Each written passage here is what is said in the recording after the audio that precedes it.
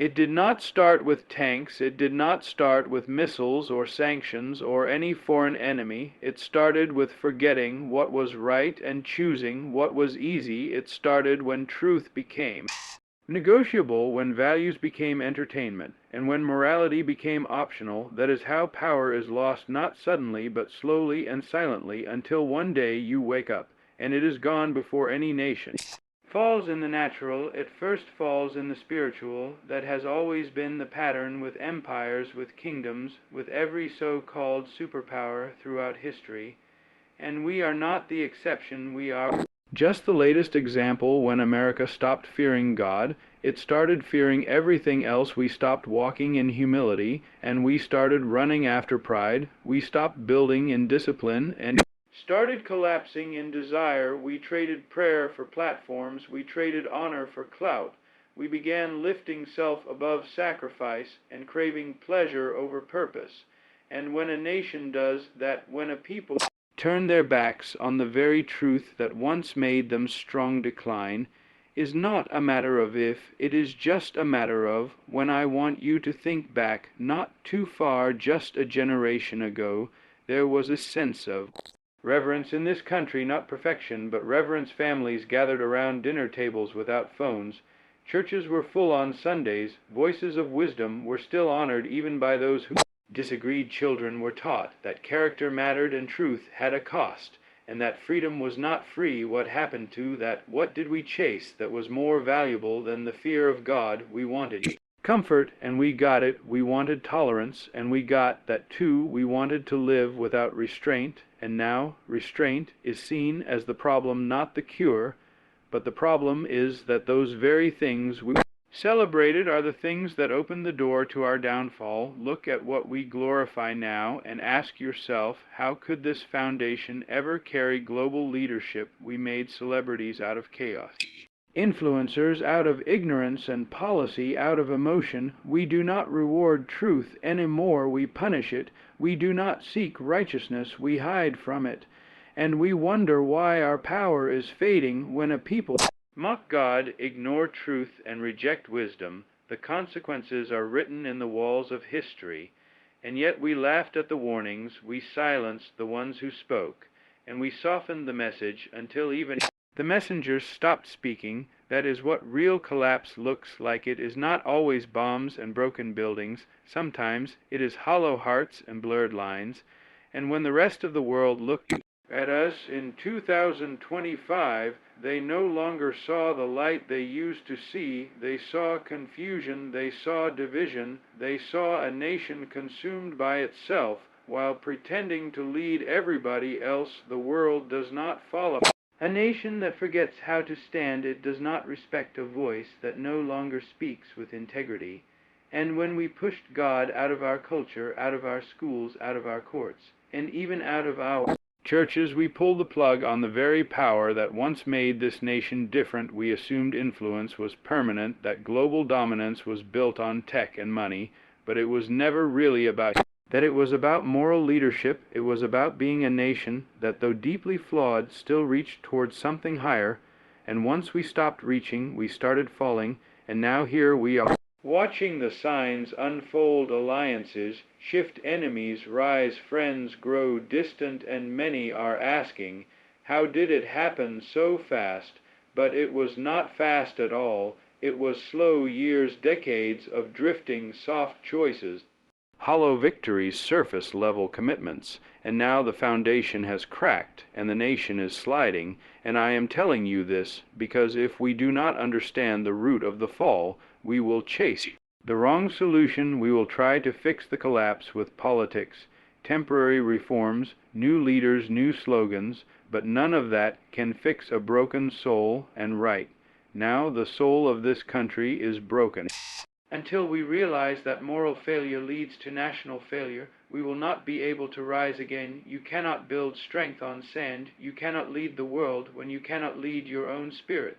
This fall did not begin with enemies at the gate. It began with conscience at the door, and we refused to answer it. That is how the fall began. No one wants to admit it, but we have to face it head on. The real war that was brewing in America long before any nation challenged our power was the one we were already fighting against ourselves.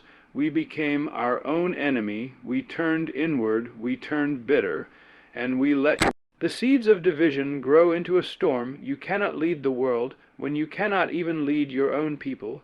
You cannot stand on the global stage with honor when your nation is tearing itself apart from the inside, and that is exactly what happened to us. The warning signs were there, we just chose to ignore them. We thought we could survive unlimited polarization. We thought we could play political games with no end and no cost, but the cost came, and it came in 2025, when it became clear that the most dangerous war we had been fighting was not with bombs or borders or foreign ideologies. It was the civil war underneath the surface, one of identity, one of trust, and one of truth. We stopped seeing each other as Americans and started labeling everyone as enemies. We replaced discussion with destruction, debate with division, disagreement with dehumanization. We stopped listening and started shouting. We stopped seeking truth and started building our own versions of it, depending on what side we were on. And every time we did that, every time we let hate grow louder than unity, we weakened something sacred. We made our nation softer, not stronger, because a nation is only as powerful as its people are united. And when the people are enemies of each other, the borders mean nothing, the policies mean nothing, the power means nothing. Look back on the last 10 years, you will see it slowly and painfully playing out, the lines carved deeper, the media fueling fear, the silence from those who should have spoken, the targeting of anyone who dared to ask hard questions, and the constant erosion of shared identity. We did not need tanks to be overthrown. We overthrew ourselves with words, with lies, with mistrust, until the very idea of America meant something different to every person in country. And if we do not agree on what we are, then how can we lead anyone else? Leadership requires a center, a core. But that center was gutted by anger, by pride, by the refusal to reconcile, by the obsession with winning every argument at the cost of national stability. We did not lose global power because our army shrank, we lost it. Because our heart cracked, we lost it. Because the fire that once united people across race, across politics, across background, was slowly extinguished by bitterness and by blame. And while we were busy fighting each other, the world watched, and they saw that the light in the tower was starting to flicker. The voice that once brought stability was now echoing with chaos. They saw protests that turned violent, cities that burned mistrust at every level, and a nation that looked like it no longer believed in itself. The world does not follow confusion. It does not respect self-sabotage. It does not trust a leader who cannot even bring peace inside their own walls. Our enemies saw the cracks, and they planned around them. Our allies saw the cracks, and they started whispering, wondering if America was still the rock they had known, or just an illusion built on a past that was no longer real. And when the test came, when the global challenges began rising in ways no one expected, we were too weak, not because we lacked weapons, but because we lacked unity. And here is the truth. Unity does not come from pretending we all agree. It does not come from shallow peace or fake smiles. It comes from shared purpose that is bigger than personal pride. It comes from knowing that what ties us together matters more than what tries to pull us apart. We forgot that, and we paid the price at the very moment the world needed strength. We were still arguing about who was to blame, still stuck in round after round of social division, and meanwhile influence slipped through our hands, not in one day, not in one blow, but over time and through our own choices. We were conquered piece by piece without anyone ever crossing the border or firing a bullet, because we let the soul of our nation become a battlefield, and then we left it undefended. The fall did not begin on the battlefield. It began at the dinner table, in our schools, in our media, in our pride, and in our refusal to see each other as brothers and sisters with a shared responsibility to protect something greater than ourselves, and when that fell everything else followed. We thought we were smarter than every generation before us. We thought we had evolved past the old truths. We thought our technology would save us, and that wisdom from the past was outdated. But now we are living in the consequences of a nation that replaced divine wisdom with digital noise. And it is not just about screens or apps or gadgets. It is deeper than that. It is about the shift that took place in our hearts. We stopped seeking truth and started chasing trends. We stopped building character and started building brands. We no longer spent time in reflection. We spent time performing for strangers. We no longer asked what is right. We asked what gets clicks, what goes viral, what makes me feel good in the moment, and all of that would be tragic enough on a personal level. But when it becomes a national culture, that is when the collapse begins. No one noticed it at first, because everything still looked advanced, still looked powerful. We had satellites in the sky and algorithms in our phones. We had AI writing essays and robots driving cars, but inside we were growing empty, more distracted, more shallow, less grounded, and nobody said anything because everyone was too busy consuming and creating and scrolling while the world kept turning, and it did not care how connected we were. It cared how prepared we were, but we were not ready, not in our hearts, not in our minds. We were weak where it matters most. We were drowning in information and starving for wisdom. You see, the danger is not just that we replaced God with tools. Danger is that we replaced wisdom with data, and then thought we had become our own gods. We trusted the machines more than our conscience, our digital voice more than our inner voice. And when the moment came when the world started shifting, when enemies started stirring, we were looking down at our phones while they were lifting up their weapons. Technology became our idol, and like every idol, before it gave us promises with no soul. It promised connection, but delivered isolation. It promised freedom, but created addiction. It promised innovation, but cost us identity. There was a time when we sought wisdom from elders, from scripture, from suffering, from silence. Now we ask the internet, we ask echo chambers, we scroll until we find someone who tells us what we already wanted to hear. We do not want truth, we want confirmation, and that is a dangerous way to live, and a deadly way to lead a nation. We fell in love with comfort and convenience, and forgot how to fight for clarity. We became soft, not because technology is evil, but because it replaced our hunger for something higher. We no longer saw the world as a test of character. We saw it as a playground of pleasure and performance. And I look around now and I ask, where are the thinkers, where are the visionaries, where are the men and women who used to speak from a place of deep understanding, not just information but revelation? Where are the voices that cannot be generated by chat bots or mimicked by apps? Where is the weight of words that have come through fire, not through a trending post? The world started losing faith in us, not just because of our politics, but because of our priorities. We were supposed to lead with wisdom and direction, but we started drifting with digital winds. We started relying on artificial intelligence because we could no longer find enough of the real thing in ourselves.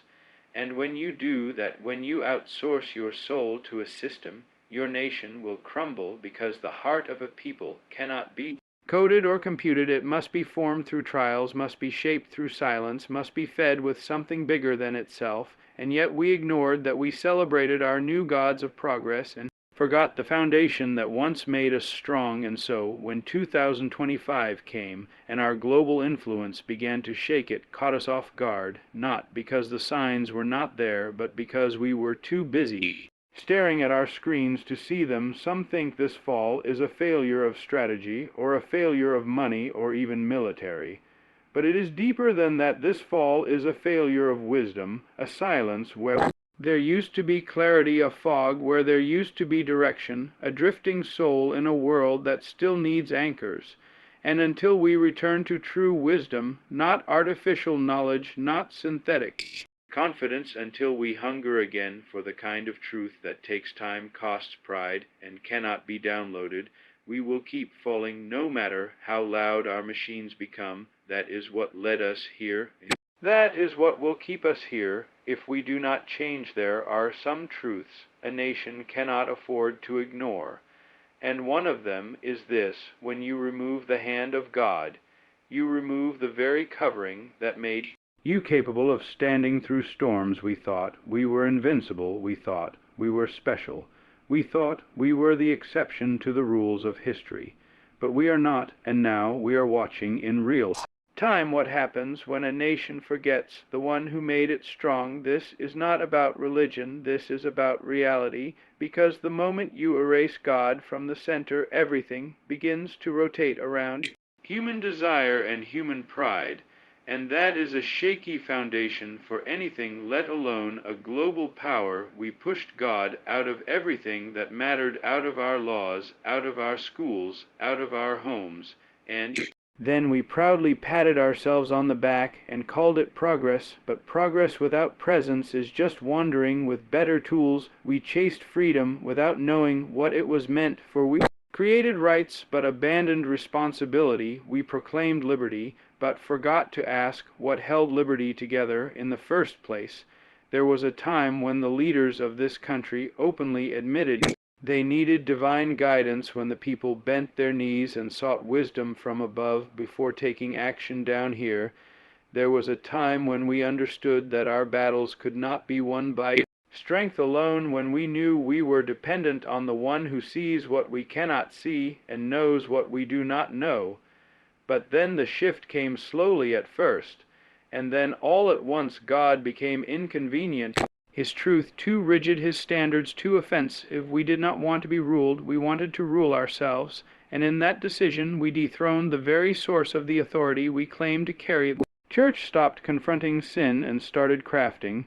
Shows the culture stopped being challenged and started being copied, and spiritual voices that once thundered truth became echoes of whatever the world already wanted to hear. We did not just forget God, we replaced him with whatever felt good, accepted, and safe. And then we wondered why our moral compass stopped working, why our decisions became chaotic, why our leaders lacked courage, and why our people grew more anxious than ever before. The answer is simple.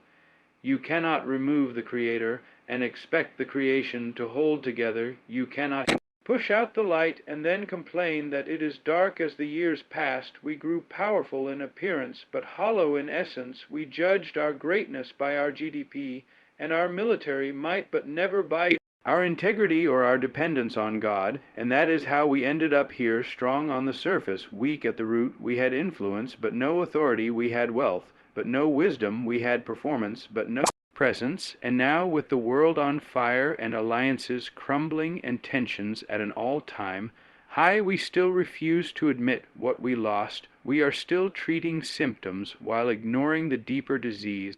We are still applying temporary patches to spiritual wounds. We will not face God, will not stay where he is not wanted.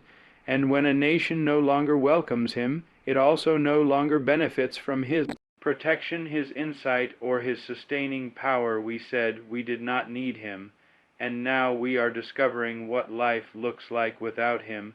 It looks like confusion, it looks like fear, it looks like false strength and quiet collapse. And here is what cuts the deepest. We still think we can fix it on our own elect. A new leader, pass a new law, start a new movement. But none of that will work if we do not return to the one thing we abandoned at the beginning of our fall. America did not lose global power because we lacked resources or talent or brilliance. We lost it because we let our spiritual walls be torn down brick by brick. And when those walls fall, every other institution eventually crumbles too. The economy, the military, the education system, the home, none of them can hold if the foundation has been removed. What held this country together was not just policy, it was providence, not just soldiers. It was the Spirit of God inviting him into every decision, every court, every crisis, every crossroad. And we left that behind, thinking we could ascend without him, thinking we could rise without reverence, thinking we could rule without kneeling first. But history judges nations not by how high they build, but by how deep they root, and ours was uprooted the moment we told God he could sit this one out. That is why we fell.